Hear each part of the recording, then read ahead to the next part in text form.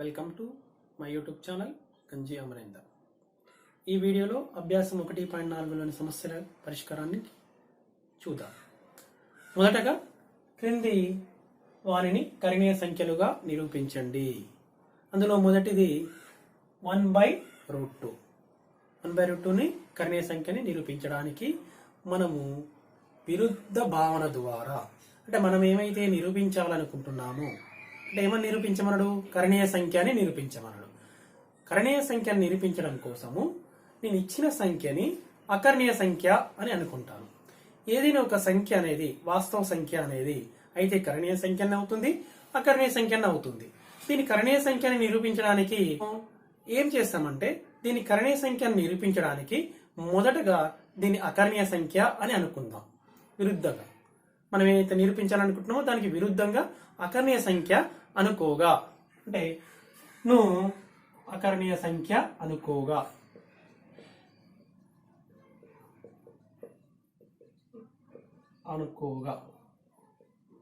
ఏమవుతుంది? ప్రతి అకర్ణీయ సంఖ్య అనేది p/q రూపంలో ఉంటుంది కదా. కాబట్టి 1/√2 = a/b. a, b belongs to z, b not equal to 0 మరియు a, bలు సహప్రధానాంకాలు. అంటే వీటికి ఒకటి తప్ప వేరే ఉమ్మడి కారణాంకాలు లేవు. అంటే ఏని బిని ఒకటి మాత్రమే భాగిస్తుంది ఉమ్మడి కారణాంకం, సహప్రధానాంకాలు తీసుకున్నాం కాబట్టి. ఇప్పుడు 1/√2 = a/b అన్నాం కదా. దీన్ని అడ్డగుణకారం చేద్దాం. బిని 1తో గుణిద్దాం, √2ని aతో గుణిద్దాం. b × 1 b, √2 × a √2 × a అవుతుంది. ఇరువైపులా ఇప్పుడు ఏం చేద్దాం? ఇరువైపులా వర్గము చేయగా, వర్గం అంటే ఏంటి? దాన్ని ఇక్కడ ఘాతంగా 2 తీసుకోవడం, ఇటువైపు ఘాతంగా 2 తీసుకోవడం. b² అవుతుంది, √2కి స్క్వేర్ వస్తుంది. ab⁴n అంటే a⁴n b⁴n కదా, a కి స్క్వేర్. ఇక్కడ ఏమవుతుంది? b², ఈ రూట్ కి స్క్వేర్ క్యాన్సిల్ అయిపోయి 2a². ఇక్కడ b² = 2 × a² అని అంటే b² ని 2 మరియు a² లబ్ధంగా రాసినము. 2 అనేది ప్రధాన సంఖ్య. అంటే మనకు దీని నుంచి మనం ఏం చెప్తున్నాము? 2 అనేది b² ను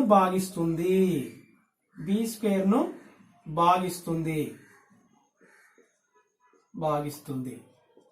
అంటే సిద్ధాంతం 1.6 ఏం చెప్తుంది? p ఏదైనా ప్రధాన సంఖ్య, a ఏదైనా ఒక ధనపూర్ణ సంఖ్య అయినట్లయితే p అనేది a² ని భాగిస్తే p అనేది a ని కూడా భాగిస్తుంది. అంటే 2 అనేది ప్రధాన సంఖ్య, b అనేది ఒక ధనపూర్ణ సంఖ్య, 2 అనేది b² ను భాగిస్తుంది. అంటే దీని నుంచి ఏమని రాయొచ్చు? 2 అనేది b ని భాగిస్తుంది. సిద్ధాంతము ముందు వీడియోలో నేర్చుకున్నాం ఆ సిద్ధాంతం గురించి. సిద్ధాంతం 1.6 నుండి అని, అందుకే ఇది రాస్తున్నా. సిద్ధాంతం 1.6 నుండి అని రాస్తున్నా. అంటే 2 అనేది b ని భాగిస్తుంది. అంటే b ని భాగిస్తుంది అంటే దాని అర్థం ఏంది? దేర్ఫోర్ నిశ్శేషంగా భాగిస్తుంది అని అర్థం. నిశ్శేషంగా, శేషం 0 వచ్చేటట్టు భాగిస్తుంది. కాబట్టి దేర్ఫోర్ b = ఏమంటున్నా? 2 × సంథింగ్ c అని తీసుకుంటున్నా. దీన్ని 1 అనుకుందాం. ఇప్పుడు b = 2c అయిపోయింది. b = 2cని 1లో రాయగా, b = 2cని 1లో ప్రతిక్షేపించగా, 1 అంటే సమీకరణం 1 అనుకున్నాం. దాన్ని సమీకరణం 1లో ఇది 1లో వ్రాయగా అన్న ప్రతిక్షేపించగా అన్న 1. b బదులు 2cని రాయాలి. సమీకరణం 1లో b ఉంటే b దగ్గర ఎక్కడ ఉంటే అక్కడ 2c రాయాలి. అంటే b² ఉంది ఎడమ వైపు, అంటే 2c² = రైట్ సైడ్ ఏముంది? 2a². 2c² = 2a² వచ్చింది. మనము ఏం చేద్దాం? దీనికి స్క్వేర్ చేద్దాం. 2c² మీన్స్ 2కి స్క్వేర్, cకి స్క్వేర్. 2c² మీన్స్ 2కి స్క్వేర్, cకి square. Next 2a square, 2 square అంటే 2 into 2 c square is equal to 2a square is equal to తర్వాత అటువైపు ఇటువైపు ఒకటే పదం ఉంది, ఇది కూడా ఒకటే పదము, లబ్ధంగా ఉన్నప్పుడు ఈ టూ క్యాన్సిల్ చేసుకోవచ్చు. 2 ఒకట్ల 2 ఒకట్ల ఒకటే పదం ఉండాలి. ఆ 3 ఇక్కడ ఉన్నాయన్నీ కూడా లబ్ధంగానే ఉన్నాయి, ఇక్కడ కూడా లబ్ధంగా ఉన్నాయి కాబట్టి 2 1 జా క్యాన్సిల్ చేసుకోవచ్చు. లేదంటే ఈ 2 నటు పంపించాను అనుకోండి భాగిస్తుంది, 2 1 జా కొంచెం ఆ విధంగా క్యాన్సిల్ చేసుకోవచ్చు. ఇప్పుడు ఏం మిగిలింది 2c square is equal to a square. మళ్ళీ ఇలానే సమీకరణం 1 ఏ విధంగా వచ్చిందో ఇక్కడ కూడా 2c square is equal to a square అని వచ్చింది. అంటే దీని అర్థం ఏంది, 2 అనేది a స్క్వేర్ ని భాగిస్తుంది. 2 అనుకుందాం, 2 ద్వారా సమీకరణం 2 ద్వారా ఏం చెప్తుంది, 2 అనేది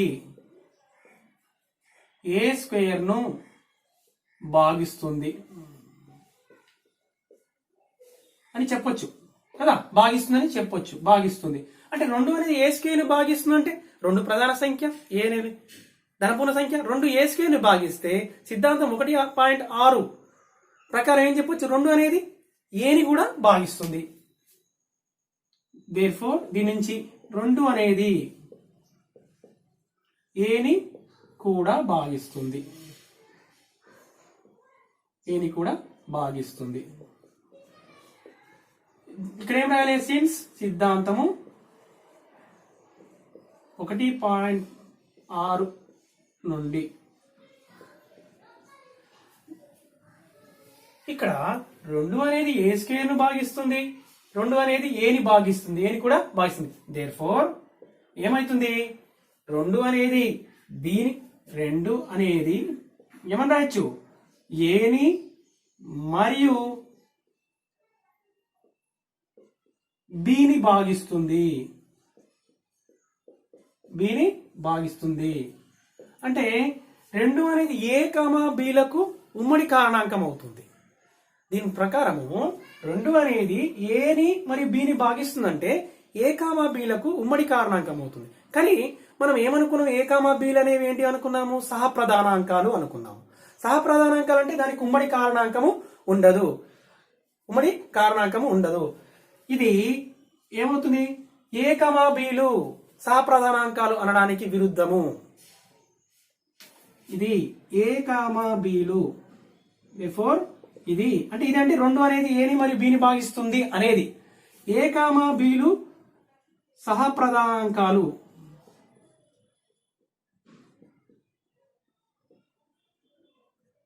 అనుటకు విరుద్ధము.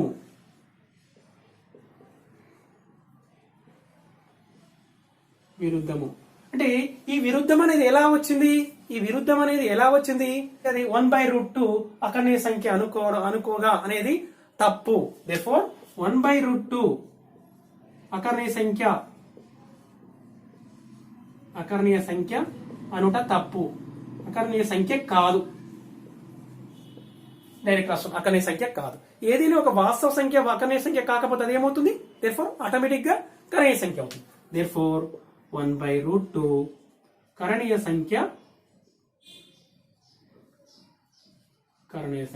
అవుతుంది అని ఈ విధంగా నిరూపించడం జరిగింది. అభ్యాసం 1.4లోని ప్రతి సమస్యను కూడా విరుద్ధ భావన ద్వారానే నిరూపిస్తాము. సమస్యలో ఏమని కరణీయ సంఖ్యని నిరూపించమన్నప్పుడు కరణీయ సంఖ్యని నిరూపించడం కోసము ఇచ్చిన దాన్ని అకర్ణీయ సంఖ్య అనుకుంటాము.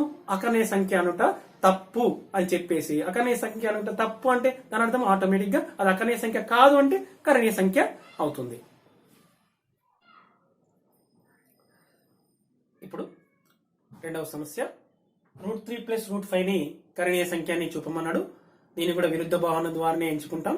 అంటే మనం కర్ణీయ సంఖ్యని నిరూపించడం కోసము మొదటగా ఇచ్చిన దాన్ని అంటే ఇచ్చిన సంఖ్యని అకర్ణీయ సంఖ్య అనుకోగా అని అకర్ణీయ సంఖ్యగా తీసుకొని మరి ప్రతి అకర్ణీయ సంఖ్య p/q రూపంలో ఉంటుంది కాబట్టి దీని ఈజ్ ఈక్వల్ టు ఏమని చేయాలి, therefore √3 + √5 is equal to a/b అని తీసుకుంటున్నాం.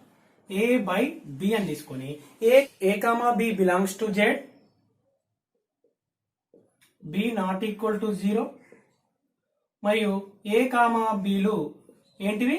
సహప్రధానాంకాలు. సహప్రధానాంకాలు అంటే ఏని మరియు బిని ఉమ్మడి కారణాంకం అనేది ఏమీ లేదు, ఒకటి మాత్రమే భాగిస్తుంది. ఏని బిని ఒకటి మాత్రమే భాగిస్తుందని తీసుకుంటున్నాను. అంటే ఏ కామా బిల HCF ఒకటి. సహప్రధానాంకాలు అంటే రెండు సంఖ్యలను సహప్రధానాంకాలు అంటున్నామంటే వాటి యొక్క HCF ఒకటి అని అర్థము. ఇప్పుడు √3 + √5 = a/b ఉంది కదా. ఒక √3 = నేను ఈ +√5 ని ట్రాన్స్పోజ్ చేస్తున్నా. ఇక్కడ పాజిటివ్ √5 ఉంది కదా, అవతలకి పంపిస్తే దానికి మైనస్ అవుతుంది. a/b - √5. ఇప్పుడు ఇరువైపులా వర్గము చేయగా ఈ వైపుల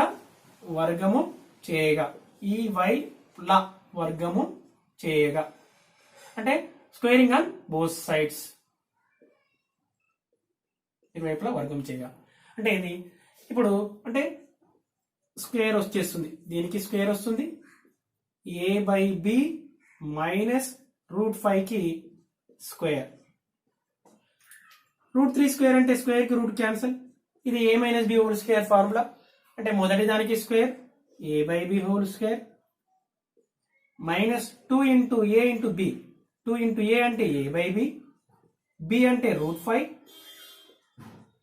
ప్లస్ b స్క్వేర్ అంటే √5 కి square. 3 as it is. a/b whole square అంటే a² / b² minus ఇదేమవుతుంది 2 × √5 × a/b plus √5 కి స్క్వేర్ అంటే 5 అవుతుంది. రూట్ కి దానికి స్క్వేర్ క్యాన్సిల్ అయిపోయి. ఇప్పుడు నెక్స్ట్ నేను ఏం చేస్తున్నా అంటే ఇక్కడున్న నెగిటివ్ టర్మ్ ని అంటే రుణ పదాన్ని ఎడమ వైపు తీసుకొస్తాను. కి LHS సైడ్ తీసుకొస్తాను. ఇక్కడ ఉన్నది మైనస్ ఉంది కాబట్టి ఇటు వచ్చేసరికి ప్లస్ అవుతుంది. 3 ప్లస్ అవుతుంది. 2 × √5 a/b ఏ మిగిలింది? a² / b², ఇంకేం మిగిలింది? ప్లస్ 5/5 అనుకుందాం. ఈ +3 ని = పంపిస్తే -3 అవుతుంది. ఏమవుతుంది? 2 × √5 a/b. +3 కాబట్టి అవతలి పోతే ఏమవుతుంది? a² / b². ఈ 5లో నుంచి తీసేయాలి. 5 - 3 అంటే 2 వస్తుంది. ఇప్పుడు ఏముంది? 2 × √5 a/b ఏమన్నా రాయొచ్చు? a² / b² as it is. 5 - 3 అంటే 2. చూడండి ఇక్కడది కాసాగు తీసుకుందాం. b² ఇక్కడ 1 ఉంది కాబట్టి b² అనేది కాసాగు అవుతుంది. b² కాసాగు అవుతుంది. 1 తోటి a² ని గుణిస్తే a² ప్లస్ b² × 2 2b². ఎడమ వైపు ఎలాంటి మార్పు ఉండదు. 2 × √5 a/b. ఇప్పుడు ఇది మొత్తం ఒక సింగిల్ టర్మ్ ఉన్నప్పుడు మనము ఎడమ వైపు ఒక ఓన్లీ √5 మాత్రమే ఉంచుకుందాం. మిగతా అన్నిటిని కుడివైపుకి పంపించుకుందాం. ఇక్కడ ఎడమ వైపు అనేది భాగించేది కుడివైపు పోతే గుణిస్తుంది. ఇప్పుడు 2 × √5 / 2 × √5 × a/b ఉంది. ఇక్కడ b ని యువతలు పంపిస్తే ఏం చేస్తుంది? ఇక్కడ ఉన్న న్యూమరేటర్ ని మల్టిప్లై చేస్తుంది. చూద్దాం. 2 × √5 × a ఏమన్నా b bracket a² + 2b² by b² ఏం రాస్తున్నా? b × b అని రాసుకుంటున్నా.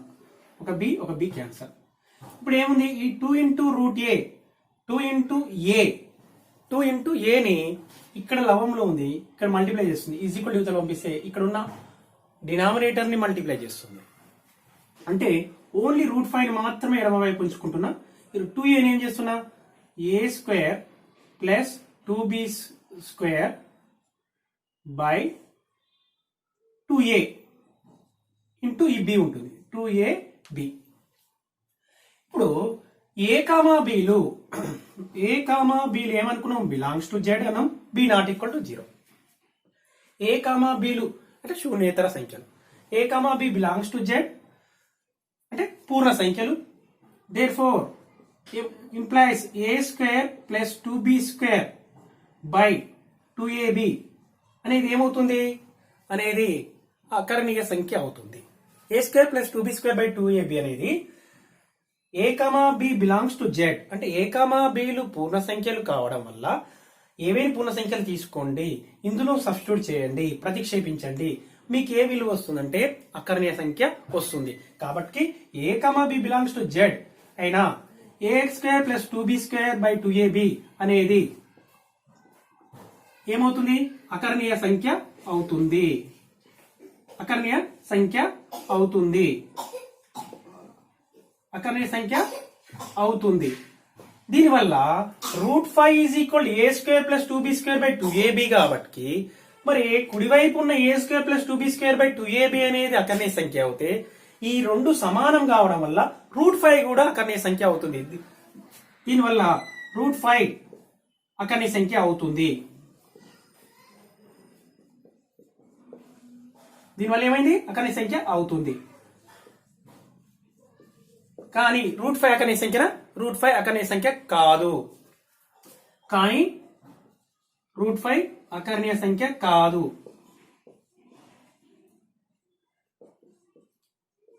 అకరణీయ సంఖ్య కాదు. మనము ఈ అకరణీయ సంఖ్య కాదు, అకరణీయ సంఖ్య అని ఎందుకు వచ్చింది?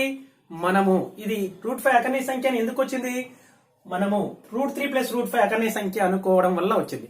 దేర్ఫోర్ మనము మన భావన మనం అనుకున్నది √3 + √5 అకరణీయ సంఖ్య అనుట తప్పు అని రాయాలి. దేర్ఫోర్ √3 + √5 అకరణీయ సంఖ్య అనుట తప్పు. అకరణీయ సంఖ్య అనుట అనుకోవడం తప్పు. అనుకోవడం తప్పు అంటే అసత్యం. అకరణీయ సంఖ్య అనుకోవడం తప్పు. దేర్ఫోర్ ఏదైనా వాస్తవ సంఖ్య అకరణీయ సంఖ్య కావట్లేదు అంటే ఏమని అనుకున్నాము? కరణీయ సంఖ్య ఆటోమేటిక్ అది. దేర్ఫోర్ √3 + √5 కరణీయ సంఖ్య అవుతుంది. కరణీయ సంఖ్య అవుతుంది. సంఖ్య అవుతుంది.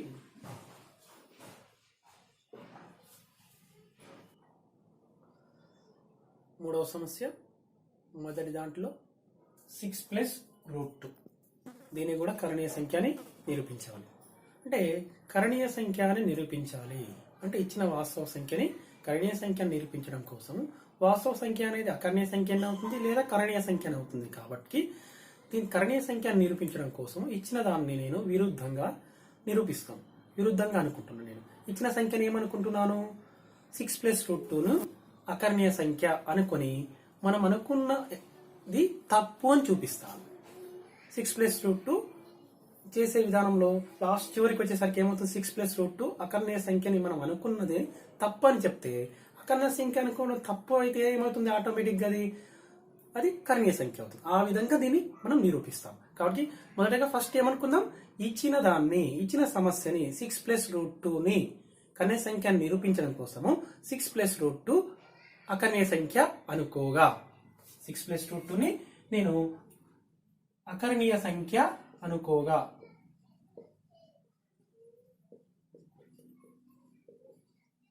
అకరణీయ సంఖ్య అనుకోగానే ఏమవుతుంది? ఆటోమేటిక్గా దేర్ఫోర్ 6 + √2 అనేది a/b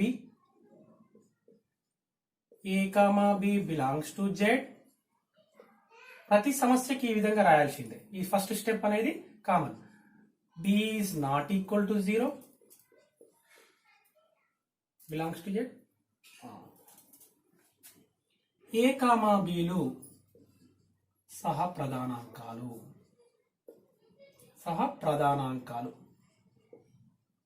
ఏంటి? సహప్రధానాంకాలు అంటే వీటి యొక్క SCF 1.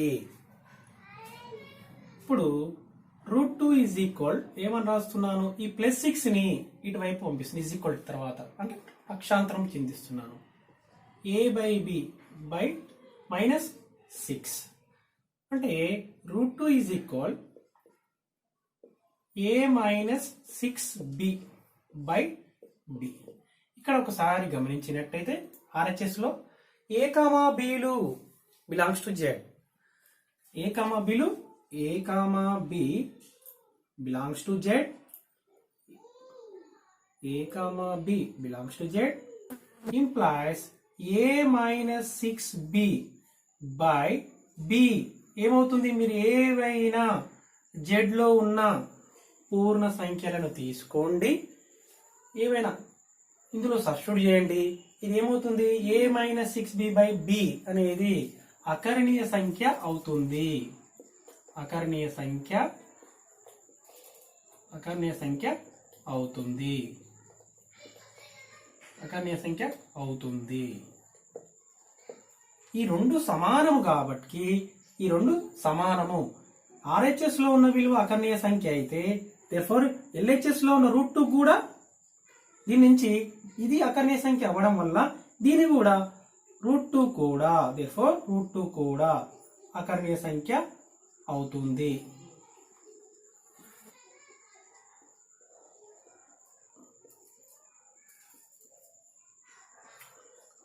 కానీ రూట్ 2 అకర్ణీయ సంఖ్య కాదు.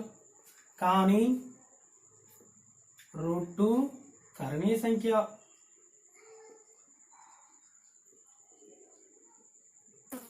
కర్ణీయ సంఖ్య.